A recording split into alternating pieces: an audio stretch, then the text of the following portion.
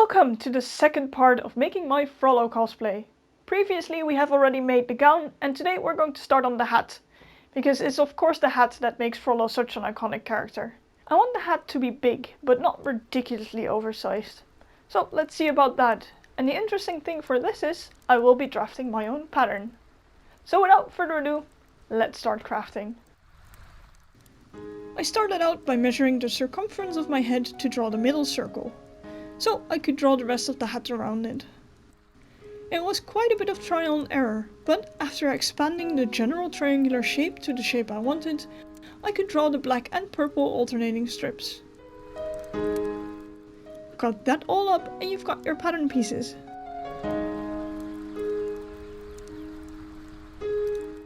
These could then be cut from the black and purple fabric. They're the same fabrics as I used for the gown.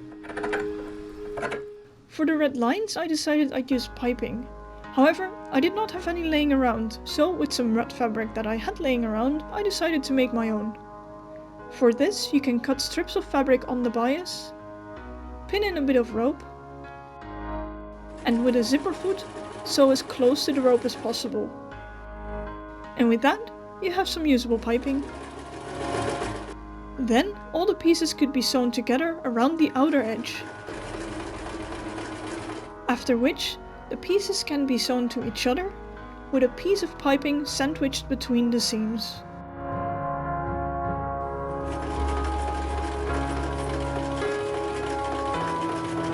Due to the shape of the patterns, this was quite a finicky task.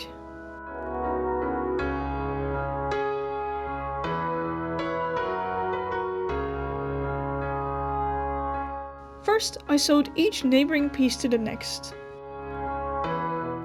Then the two pieces to the next two pieces. Until eventually I ended up with all pieces sewn together.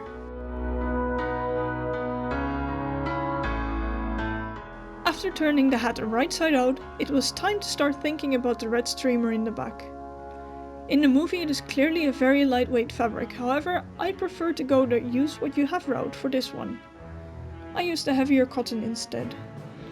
The dimensions were eyeballed, I mostly just wanted it to be very long.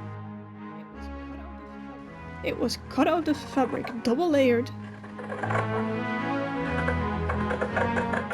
and 2 points were added on the bottom by folding the fabric double and cutting off the corner. And then sewn together at all the edges except the top, as it will be closed when we sew it to the hat anyway.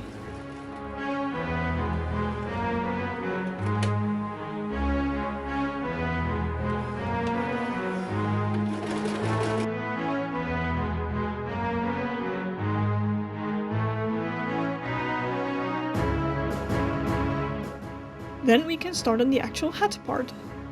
For this I traced the pattern of another very similar hat, that consists of 6 triangles which together form a dome. I cut these 6 times out of a sturdy fabric and from the purple but less sturdy fabric. From this moment onwards I treated the white and purple fabric as a single piece. Because the purple fabric does fray a bit, and it will be immediately on my head, I decided it was a good excuse to grab a serger. After 2 hours of troubleshooting, we got it up and running and serged the hat parts together.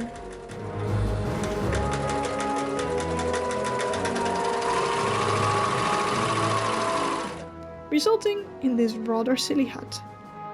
Then I sewed on the streamer so it can stay in place for the next bits.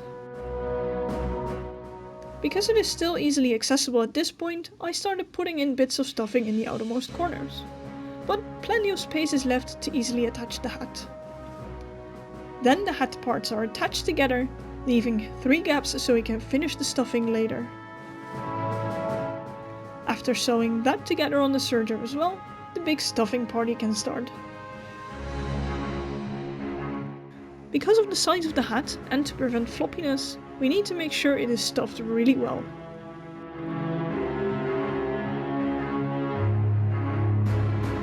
Then we can close up the last gaps, which I tried doing with the serger as well, with varying success. But eventually it was closed up, and with that, the hat is finished. I am quite happy with the result. It is definitely recognizable as Frollo. It could have been a bit neater, but with the many bits and pieces it was a finicky project, and I am still pleased enough with it. This means there is only one big part of this Frollo costume left, and you might want to subscribe to see it when I finish it. But with that, thank you all for watching, see you guys next time.